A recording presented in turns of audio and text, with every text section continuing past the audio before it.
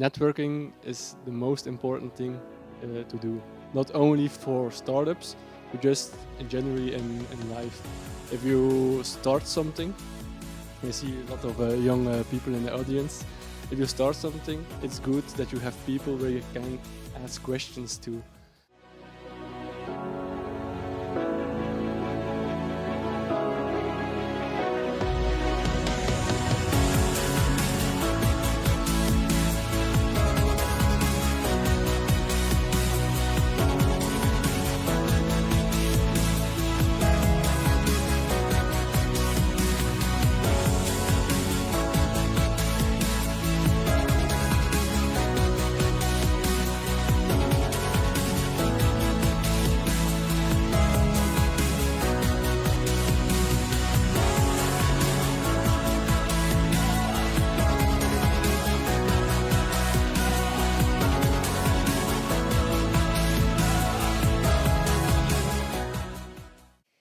Welcome to another episode of StartUP Stories, the monthly event that aims to inspire and motivate you through stories from entrepreneurs themselves.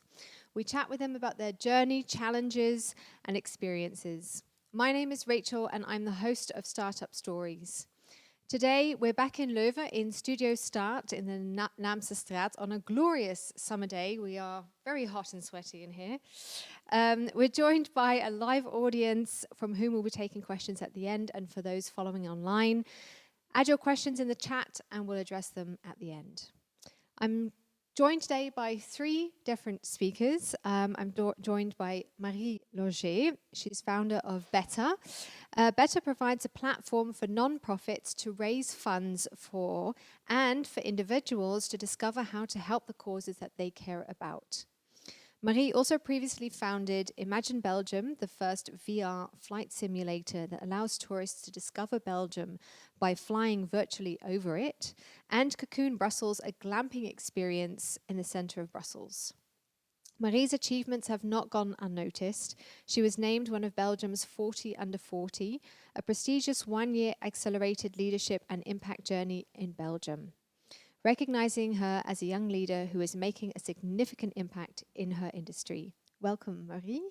Thank you. I'm also joined by Nathan Blondé, founder of Zazougroup. Nathan took the leap to entrepreneurship in 2019. Zazu is a platform that brings together all activities organized by local organizations in one platform. Our main objective is to make it easier for parents to find and register for activities such as summer camps, eliminating the stress of searching for suitable options. Additionally, they assist with these local clubs by digitizing their administrative processes and providing them with valuable support in managing their operations. I saw Nathan pitch at the And Connect Festival last month and was very intrigued by the platform, so very curious to find out more today. Welcome, Nathan. Thank you for having me. And I also have Thomas Vyncke here, founder of Companion.energy, that I also previously met at And Connect. Thomas studied engineering in Leuven and worked 6 years as a strategy consultant for Kearney. This way, he was able to build useful business experience on a solid technical basis, which has helped him as co-founder of Companion.energy. And Companion.energy provides software products for industrial companies that aim to transition to clean energy while saving costs. They untangle the energy data spaghetti for some, for industrial companies, unlocking their flexibility in their systems and turning this into a competitive advantage, striving for the most cost-efficient and pragmatic path to clean energy. Welcome, Thomas. Thank you. So let's get to know our speakers a little bit more. Marie, can you start us off and tell us a little bit more about Better, what you do, and for who and where that you're busy with it? Yeah, for sure. The idea of Better came an evening when I was chatting with friends, and I became quite passionate about the subject, about society, and I said I have a ton of idea of how the government should fix that, and they should do this and this. And a friend interrupted me, and he was like, yeah, okay, but why aren't you fixing it? And that's when I realized that, like a lot of people, I'm way better at talking than acting. And actually, I'm not the only one. In Belgium, in our generation, so between 25 and 45 years old, 86% of people say they want to help, but no one does. No one donates. Not a lot of people. I shouldn't say no one. And we realize it's because it seems complicated. You don't know where you can find information, who you can trust. You want to act in a specific subject like, oh, climate change or education or poverty, but you don't know any nonprofit in that. And we want to make an easy tool for when you have that burst of wanting to help because you discuss with a friend or whatever. You can go on our platform, tell us what matters to you, because it's very specific, right? You can want to fund the research for cancer, or you can want to help youth access good education. And so you tell us what matters to you, and every month we present you with a nonprofit that does that, and you can decide to give or not. That's the idea, inspire, so that you can fund solutions. Yeah, I recognize myself in that. I sometimes also wonder, like, if you give money, then what's it actually going to if you give it to that cause? So that's great. Nathan, can you tell us a bit more about your platform, how it evolved? What's your biggest challenge in doing that? Okay, I thought we started easy, but it's direct difficult question. The biggest challenge we have is we are a two-sided platform, and everyone I know that's building a two-sided platform always give the same advice: don't do it, because the challenge is real, the struggle is real. If you're having a two-sided platform, it's always really difficult to find the balance between one side and the other side. If you have a really good campaign at the one side, the other side is behind, then you have to put all your energy in the other side, and the other side is behind. It is always difficult to find a balance between those, but it's a challenge that I actually love to do. I'm always thinking about new strategies to go further, growing our company. But this is a challenge we always have with our platform. And our platform is for finding activities for children is our focus at the moment. During the summer vacation, a lot of parents are looking for good activities for their children. There are a lot of activities hosted or organized by organizations, but it's difficult to find them, and it's difficult to inscribe them directly for those activities. Yeah, I can definitely recognize with that when trying to puzzle together the summer holidays, and one person's going to this camp with a friend of theirs, and then you can find that one, and then, oh yeah, it's very scattered information. Let's put it that way. That you have to. There are certain organizations that have a lot of choice, but then there's smaller ones, and then there's some are completely different. We found out that the parents have a lot of stress to find the summer camp during the vacation. All the parents recognize those stress there is, but in practice we saw that there are enough camps. But there are the camps from local organizations like local sport clubs. They organize a camp. They still have some spots, and every scripted for those camp already member from the organization. This photos camp they organize, they don't find new members. So we see a mismatch between the parents looking for camps and the organizations that still have some spots, but they don't reach these people. And we want to fix that. Okay, cool. And what do you do before Zazougroup?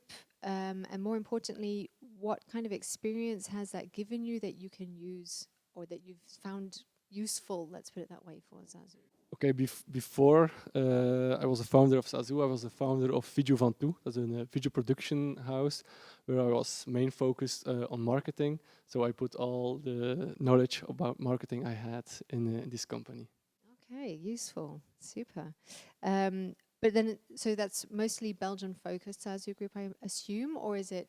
At the moment, only in Flanders and Brussels, but the ambition is, of course, to go to the Netherlands as well, and if everything goes right, even go further. Yeah, are they having the same issue as in Belgium with these camps and?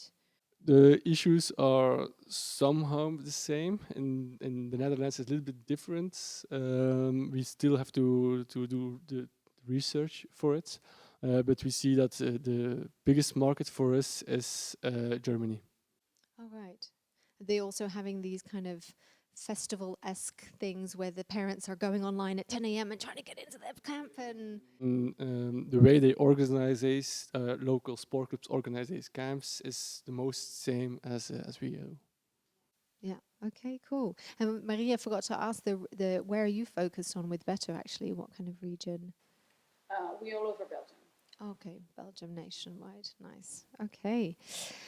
Thomas, you've taken a bit of an unusual route, I found, from, in my opinion, if I can say that, from consultant to founding a software company for energy, then specifically. Can you tell us about your journey, how it's led you to where you are today? Sure. It's always a compliment, I find, to be called a bit unusual. But I don't really think it is. I know many people that worked in strategy consulting before and that now work for a tech startup or a software-focused startup. So I think other people are doing it too. And I think it's because of the broad business background you get. You get to see many companies. You learn a lot of things, how to use facts to bring a compelling argument to a leader of a company. And that's something that's pretty valuable to me as a startup founder at the moment right now too.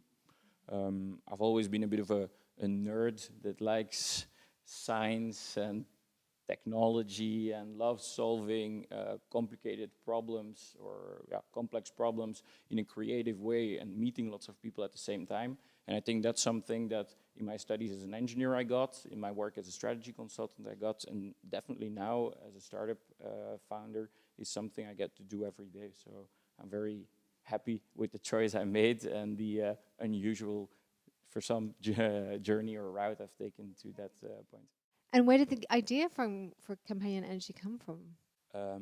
Well, there was, of course, the big energy crisis last year, and I had a friend, Jonas, who is now my co-founder, that I knew from the KU Leuven. I studied engineering with him, and we are both very interested in energy as a market and as a topic. So on some rainy Sunday, we thought, let's brainstorm how to solve this thing. And then we started brainstorming, some ideas came out of it, then we did some research, and then, we are where we're now at today. Crazy. Okay. Focusing a little bit more on entrepreneurship. Where we had a little bit of Nathan's struggles. What were your biggest challenges that you faced in entrepreneurship, and how did you, or how could other people that are faced with similar things overcome them if they face the same? I think the biggest challenge is when you start, you think you need a perfect product, especially when it's in tech. You think you need to develop and work on the product before you present it to anyone. And yeah, I would go find customers first, pre-sale the shit out of it. Do a lot, like go, and because every time you'll pitch it and you say that's how it looks, and you show mock-up and you say it's gonna be ready next week. You'll get more and more feedback instead of working a lot on features that at the end maybe your customers don't want. Because the more you work on a product, the more you think, oh, we should add this and we should add this, but you haven't sold it yet. You don't know if that's what your end customer will want. So I would say try to find a customer first and then make it happen. Don't overpromise them, but make it happen after you found them. I see Nathan vigorously nodding. Yes, I will pick on this. Our biggest stupidest thing we did was develop before we tried out. The start, the period between the start of development and our first MVP was 9 months. It's crazy. There's a lot of losing of time, losing of money. You don't have to do that. I'm a really became a believer of the empty box. You are going to your customers. You are saying, do you want to use this? You test it. If they are using it, you develop it. You develop something you know already they want. What we first did is we developed, and how longer you are developing new stuff, how more you are thinking, oh, it would be great if we have developed features at that platform that nobody uses, and that's really a pity. Yeah, but I can imagine then when you go to a potential customer and I'm not going to say trying to sell air, but you're worried about that they're going to see through you and see that, well, you don't have the product yet. Like, I can imagine it takes a lot of courage, first of all, to do that. Yeah, it does. But actually, what you need to sell is the gap. you know they have a problem, and there is a situation where they want to be in. So they're like, my problem now is that, and I would like to be in this situation where I could do this.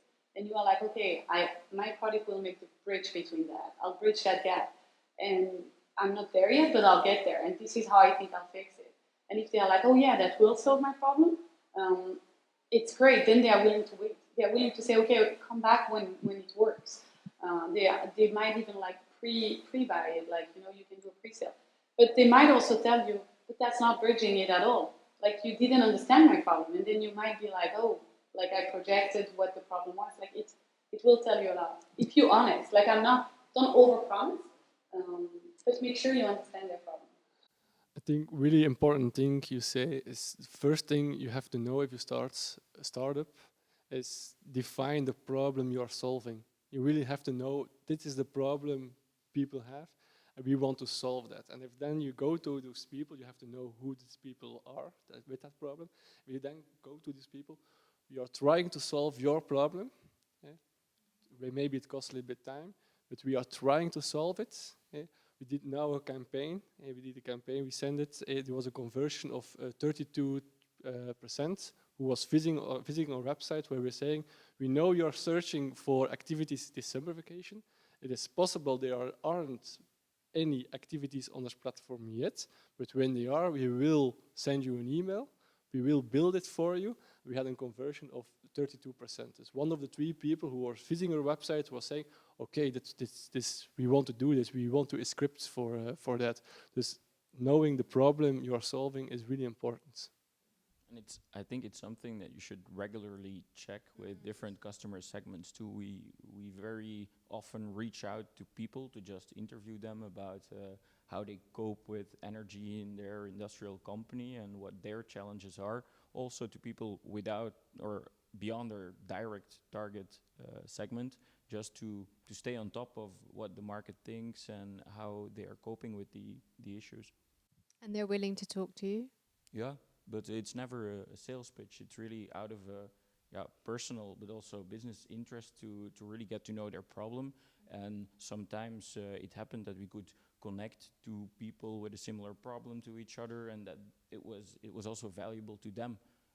But if you ask for honest advice and recognize as well their expertise and capabilities in the field, I think many people are open to talking about it. Because there are some salespeople who are using that tactic. I want to get to know you better. And as a marketer myself, then I'm just like, no, thank you. No. As a startup, though, it's when you learn the most, because you've worked so long on your product and you love it so much that you want to tell everything about it. But actually, it's when you let your customer talk that you actually learn the most for your business. So it might be a sales tactic, but you also learn, and you can adapt. And as a startup, you're quite agile. So we had to learn not to love our product too much, but really love the problem. Everything starts there, and there is a problem. People recognize it. Now you can ask them, well, okay, there is a problem. How do you do it at this moment? How do you find summer camps, or summer activities for each other at this moment? How do you do that? And with that knowledge, you can say, oh, maybe we can do it better for you. And if you say that to them, say, okay, maybe we will try it out. Then you can start yourself. Nathan, I understood that you didn't go all in straight away with Zazu. You were working part-time or doing something else. And there was a moment that you went all in. What made that moment right, if you like, for you to go in on Zazougroup? We made the biggest mistake, but we didn't know that, to start our startup in the recreation industry at September 2019. So then we started, and 6 months later, everyone know the COVID virus. So then I went to my normal job. I did that for half time my job and half time my startup. But September last year, our startup was growing so fast. It was just normally to jump for it, to go for it. It was a normal thing to do. You just felt that it was right. Thomas, I'm interested in you from your perspective, to encourage more entrepreneurship and young entrepreneurship. in Belgium in general. Is there something you think that we should be doing to encourage and facilitate more? Is there something that would have changed things for you personally that you think others would also benefit from? I think through initiatives like this, it helps already to bring some authentic, honest, and like real stories to people. As a student, I was very much intrigued with like stories of Bill Gates and these college dropouts founding a very successful startup. But I think that would not have been something for me, or that I don't think that's for everyone. So I think as a young person, which who I still am as well, I think it's important to be able to formulate an opinion of your own and to stand by it. And I think specifically in Belgium, we sometimes are very afraid of what other people think about our ideas or how we talk about them. We are very risk averse, I think. I guess if you make a sound study and you really should believe in your point, if you then think about the risks, they're not so crazy, then you just have to dare to jump and, of course, listen to feedback from others. But first and foremost, stand by it and try until it's clear whether it's going to be a failure or a success. Super. Marie or Nathan, anything to add? Yes, I agree, and I think it's when you go to university or higher education, you learn a lot about risk management. But entrepreneurship, I think it's two things. It's first seizing opportunities before being scared of the risk. Really saying, okay, what are the opportunities here? Are they worth it? And the second thing is you have to be okay with being a generalist. Because when you start, that's what I think can be difficult. When you start, you have to do a bit of HR, a bit of accounting, a bit of sales, a bit of product. Like, you have to learn to do things you're not good at and things you're good at. And yeah, that's really what you have to push yourself, and that's why you go out of your comfort zone, actually. I think there's one thing important as well is there's nothing wrong with failure. Nothing, and we don't have a big good environment here in Flanders about failure. Is okay. Yeah, we will not say anyone that we failed or we had money lost, or that's always we are very quiet about it. We are really loud about our success. But we have to learn other people that failure is a part of the journey if you are an entrepreneur. Super, true. Okay, I'd like to talk a little bit more about product and service development. Marie, Cocoon, Imagine, Better, all have very different products. Were there any elements that helped you to develop the next product of the other company, or any similarities or learnings that you've experienced? It's journey. What I really like is building a project from like 0 to 1. It's the first step, starting from chaos and having the idea and putting it into action, like really the first impulse. And the more you do it, the more you learn how to be really efficient at it, be laser focused, and that's how you're going to be able to do it faster. There's a process. It's all about execution. It's not that much about the idea or the product. It's really being really, really focused on your execution. What's the target? What do I need to do? Okay, do I need to start like 10 customers, or do I need this product, or what do I need? Okay, I'll focus on just making this happen. Because the more we talk about our project, the more people have ideas. Yeah, like, you should also do this, and why don't you also do this? And it's learning to walk through that noise, keep it in your head for later, but be really focused on what you need for the first step, and then you can go to the second one. Okay, and when did you decide that you've achieved a good product market fit, that it's right? Yeah, that's difficult because it can take a lot of time, but then in other products it goes overnight. Like for Cocoon, we built a glamping experience in the center of Brussels, and we had one article in the Flare the first week, and we had 200 nights booked, which is the first 3/4 of a year. So it went like overnight. We're like, okay, we need more of this. And sometimes it takes a longer time. I think it's when you really see attraction. When you see attraction, or when you have like, the best moment is when you have your first customer you don't know. You know, the people that you don't know how they came to you. Then you are like, okay, this starts to work. You know? Yeah, that's a good validation. Nathan, how did you develop Zazoug's platform? The pricing, was there any research and development? How has it changed maybe over time? I think the pricing, I still think that is really difficult to do. It's like think how much is a service we provide, of how much is a product we build, how much is it worth for other people, because it's the world for me. So for us, we went first to the local organization, the Spark Clubs, and we found out there was a consultative market. So we have to have a proof of concept. This was really important for us to have the no cure, no pain method. So if we don't have any inscriptions for your organizations, it's no cost. And then it was really important for us to prove those organizations. We have some traction. There are people inscripting for your camps through our platform. And the price, we have a registration fee. And now we had the first in the Easter vacation, and we found out, okay, our pricing is way too low. We are much more worth for organization than we thought.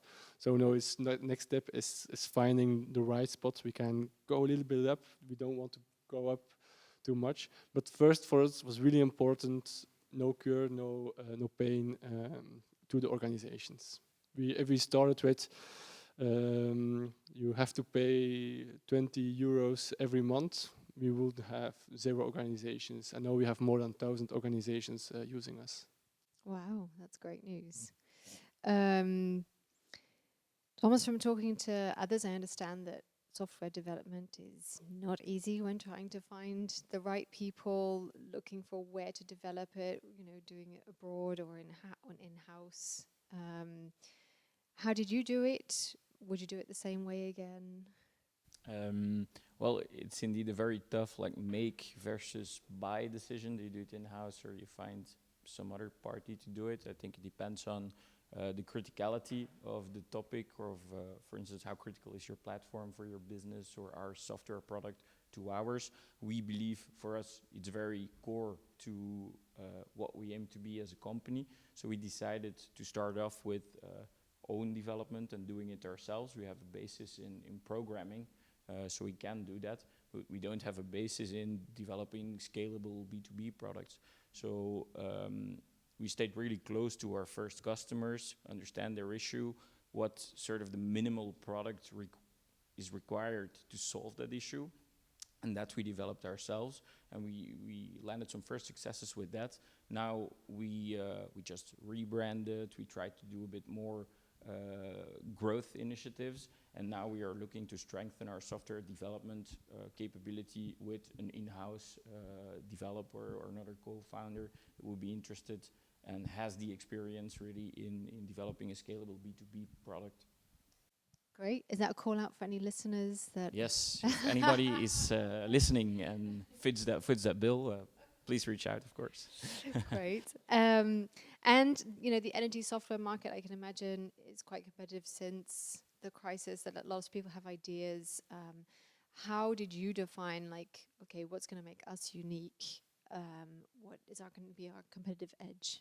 Yeah, we both have a background working with industrial companies, and we decided on focusing on those as a target segment. Might not be the most visible segment to everybody, but we believed we could deliver a very good impact there within our capabilities. So that's the first differentiator. And then based on a lot of these customer interviews, we developed 2 products in 2 sort of steps. A first one on the data spaghetti that you mentioned to really sort of untangle all the data that companies have about energy, because it's really a lot and they don't know typically how to make sense of it. To do that first, that's really light, it's really a basic thing, and based on that insight that we can bring to already deliver some benefits, because we believe that's a bit of a flaw in the market. We see many companies going to industrials with expensive hardware, expensive setup projects. We want to deliver some first benefits really soon and then work with those companies on additions or additional features that can deliver more. And that's our second product, is really where we steer some of their machines to consume more on moments with more renewable energy. and less at high priced moments during the day.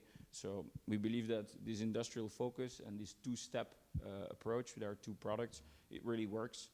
And we believe it appeals to companies' leadership who then understand the value and quickly see it as well. Great, thank you. I'd like to talk very briefly also on expertise and network building. Marie, I'm interested to know, how have you built your network around you? Have you found the right people to help you? And how did you decide, what to delegate? What should somebody else do? That's a big question. How did I build my network? By going to a lot of events, events like tonight or things like that, like getting out there, exposing yourself, exposing your idea, talking about it, and yeah, slowly seeing with whom you click. Yeah, I'm part also of a women network in Brussels. It's fun to also have other women entrepreneurs. Like, yeah, be surrounded by a lot of entrepreneurs, and slowly you get to know a lot of people. The ecosystem in Belgium is quite small, so you quickly get to know quite a few people. And then what was the rest of the question? How did you decide what to delegate? That's very hard. So at first, you don't delegate anything, right? Because it's yourself. I have a co-founder, Thomas. So we kind of split, like he's the IT, like he's the technical co-founder, so he does all of that. I do the rest. And then slowly you learn to delegate, because I think it's important. Like I said before, at first you have to do everything, but then it's important to delegate what you're not good at. I like to play on my strength because I'm better at it. I think the company can go faster with it. So, for instance, I'm not enjoying and not that good in communication, and then you can find someone who can help you with that. I think that's what's important. We are taught in school, like, you have to be good in everything. Like, if you're not good at math, you should study harder. It's true for school, but for entrepreneurship, play on your strength. Like, honestly, there's no point in trying to be average at everything. Be amazing at your strength and hire people that are good at the rest. Great advice. Thomas, Marie, what's the name of the organization in Brussels that you're a part of? It's called No. It's French speaking organization. Okay, but interesting for anybody listening. Thomas, how important is networking to your business, and in what ways do you do this? I think it's very important in business, but also in life. It's like good to get to know new people, get external perspectives, feedback, and also, I think it's very enriching. And how do I do it?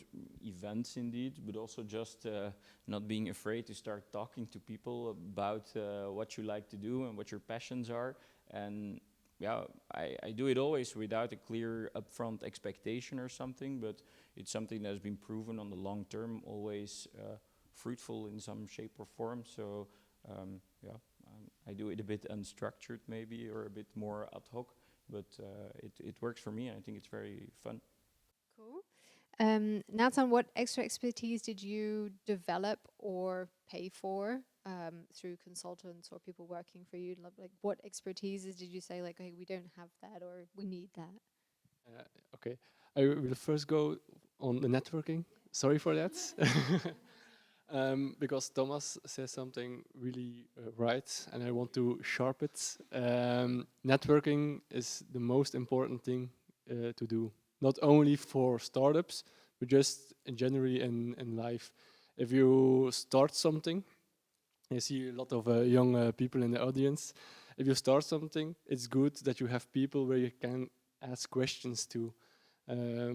If you're building a platform like I do, it's really important to speak to other people who are also building a platform, because they have the same struggles as we has. And I want to ask questions to them, and they can always ask questions to me. Just for if you have a startup, of in general, if you are students here, start networking. It's really important to have people where you can encourage to, and therefore when we started with the program started at KBC. It was very interesting to have some more insights in entrepreneurship. But now 2 years later, if I need something, I still call my mentor of that day, Christophe, can you help me with this? Do you know someone who is working on that? My first customers from my platform, my first sport clubs on my platform were from people I knew. My first parents on my platform were parents I knew.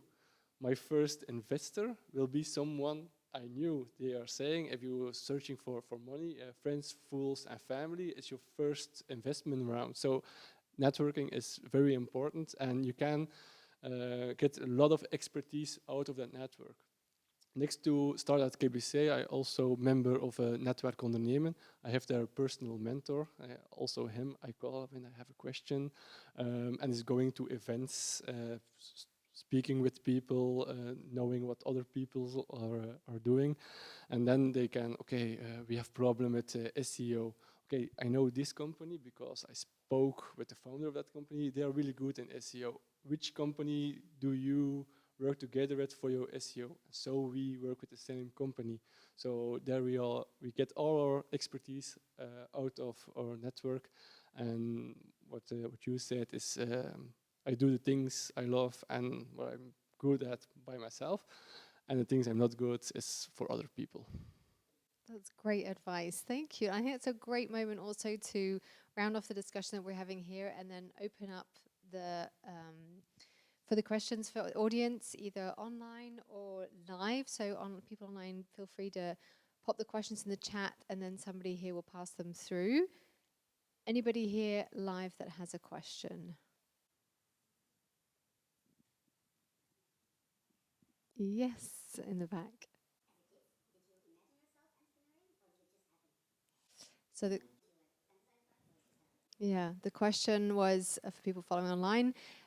Did you want to be an entrepreneur already when you were younger, or is it something just kind of happened along the way? We'll start here with Thomas. I just wanted to be a pilot, not an entrepreneur, but so I wasn't dreaming about it yet. I think it started when I was studying, which I found rather academic and theoretical, but I loved reading about entrepreneurship, seeing other entrepreneurs, and that really triggered me to pursue that as a dream too.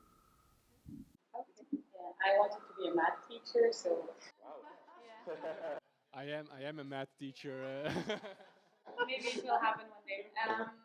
No, I think I started at ING, which is quite a big company, a bank, and I started in a great program with great people, and I hated it. So I was like everything is there to like it, and it's math and it's Excel tables and everything, and I didn't like it. So I was like, no, it's too big for me. I want concrete, I want action, and that's how I realized this is a great spot to work, but not for me. And I was not dreaming about becoming an entrepreneur. It just happened. It's just a hobby, went out of control. But my parents say when I was young, I was into sales already. I was selling everything, even things that I didn't have. Lovely. Any other questions? Yes.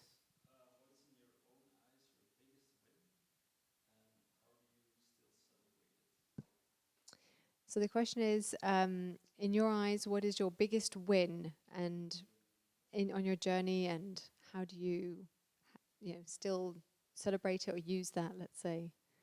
Okay, easy. Every day I do something I love. I like your question because we tend to not celebrate our success because it's never enough. It's like, okay, what's next? What's next? What's next? So great question, and I would say the same. It's a bit, yeah. I've been working for 12 years now, and I still love it. So that's quite a fun success. I co-founded my startup together with a friend, and people always advise against it and say it's very difficult. But we managed both, or I think we have a good personal and professional relationship, and we celebrate it a lot too. Today we went to the IKEA together to eat little IKEA balls for lunch, which was very nice. So it's a celebration, right? Lovely. Anybody else? Do we have questions? Oh, sorry. Go ahead.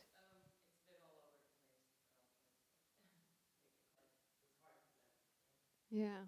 So the question is, a lot of entrepreneurs are seen as very extrovert, outgoing people that are, ready to go out there. was that something that you are, or something that you had to develop? Yeah. Personally, I had to develop it. I think it's not only in your personality; it's cultural. Some cultures are way better at taking a stand. They learn from being young kids. Um, I didn't in school, so you have to learn, and it helps when you're talking about your product. Um, I had a coach, like a mentor, that helped me. And the more you talk about your product, the more you get proud about it. Your pitch gets better, and then you get good feedback, and you learn from it. And it's good to separate both, to be like, okay, I'm here to talk about my project. If people don't like it, they judge my project, not me. And that slowly helps you to take the stand. But yeah, you'll get there. You have to, it's a lot of training, like everything, I guess. I think you also need to stay true to yourself. So some people are just more outgoing than others, and there's some basics I think that are relevant for everyone, like dare to talk about your idea and dare to ask for feedback.